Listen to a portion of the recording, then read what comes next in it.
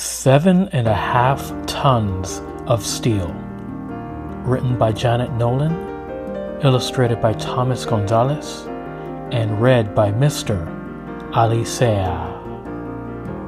There is a ship, a Navy ship. It is called the USS New York. It is big like other Navy ships, and it sails like other Navy ships. But there is something different, something special about the USS New York.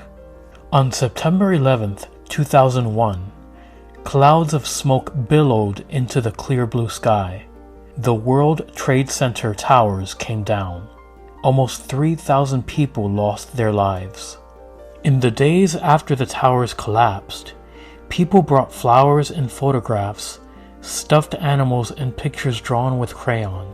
They lit candles and left handwritten notes to decorate a place now called Ground Zero.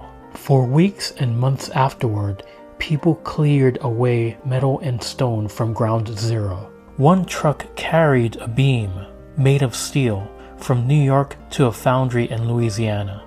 Workers heated the beam to a high temperature. Steel melted into liquid.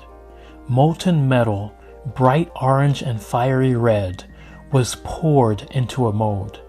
It took 4 days to cool.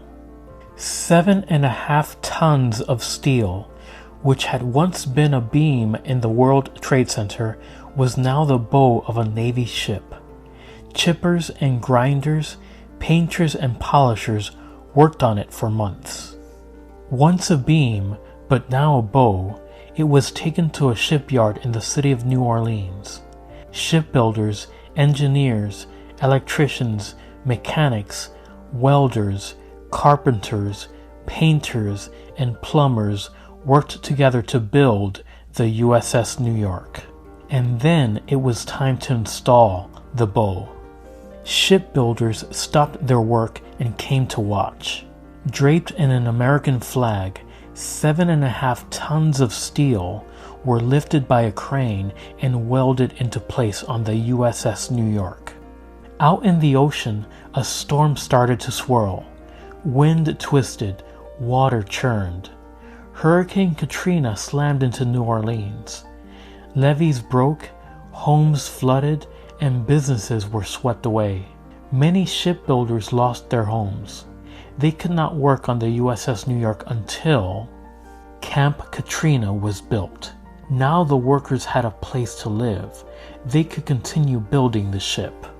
Finally, the USS New York was finished, but the mighty ship still sat on dry land. Inch by inch, using skids, grease, and hydraulic lifts, the ship was put into the water. It was the biggest moving object on the earth that day. The ship sailed down the Mississippi, into the Gulf of Mexico, and out into the open waters of the Atlantic Ocean.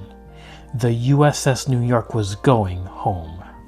The USS New York sailed past the Statue of Liberty and came to a stop across from Ground Zero, the site where the World Trade Center towers once stood. There was silence on the water. There was silence on the land. The silence was broken by a 21-gun salute.